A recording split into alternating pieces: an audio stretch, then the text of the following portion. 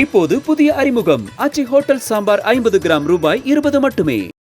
2023-24 ஆண்டிற்கான பயிர் காப்பீட்டுத் தொகையை உடனடியாக வழங்க வலியுறுத்தி தூத்துக்குடி மாவட்டம் விளாத்திக்குளம் அருகே விவசாயிகள் சாலை மறியல் போராட்டத்தில் ஈடுபட்டதால் போக்குவரத்து பாதிக்கப்பட்டது. கூடுதல் விவரங்களை செய்தியாளர் சரவணகுமார் வழங்க கேட்கலாம். சரவணகுமார், வணக்கம். போராட்டத்தில் ஈடுபட்டுள்ளவர்களுடன் அதிகாரிகள் தரப்பில் பேச்சுவார்த்தை நடத்தப்படுகிறதா? முழு விவரம் என்ன?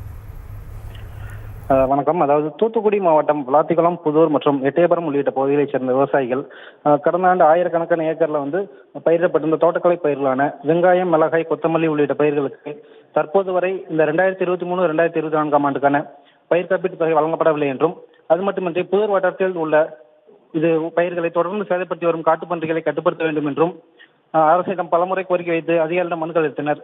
ஆனால் எந்த பலனும் இல்லாத காரணத்தினால் இன்று புதூர் பேருந்து நிலையம் முன்பு நூற்றுக்கணக்கான விவசாயிகள் சாலை மறியல் போராட்டத்தில் ஈடுபட்டனர். இதனால் இப்போது சிறிது நேரம் போக்குவரத்து பாதிக்கப்பட்டதோடு சற்று பரபரப்பான சூழ்நிலை காணப்பட்டது. இதைத் தொடர்ந்து போராட்டத்தில் ஈடுபட்ட விவசாயிகளிடம் விளாத்திக்குளம் வட்டாட்சியர் மற்றும் போலீசார் பேச்சுவார்த்தை நடத்தியும் அதனை ஏற்க மறுத்த விவசாயிகள் தொடர்ந்து விளாத்திக்குளம் மற்றும் அதை செல்லும் சாலையில் புதூர் பேருந்து நிலையம் முன்பு பயிர் காப்பீட்டு தொகையை உடனடியாக வழங்க வேண்டும் என்று சாலை மறியல் போராட்டத்தில் ஈடுபட்டு வந்தனர். பின்னர் பார்த்தோம்னா புதூர் வட்டார தோட்டக்கலைத்துறை உதவி இயக்குனர் விவசாயிகளிடம் பேச்சுவார்த்தை நடத்தி வருகின்ற டிசம்பர் 25ஆம் தேதிக்குள்ளாக. முழு விவரங்களுக்கு நன்றி சரவணகுமார். இப்போது புதிய அறிமுகம் ஆச்சி ஹோட்டல் சாம்பார் 50 கிராம் ரூபாய் 20 மட்டுமே.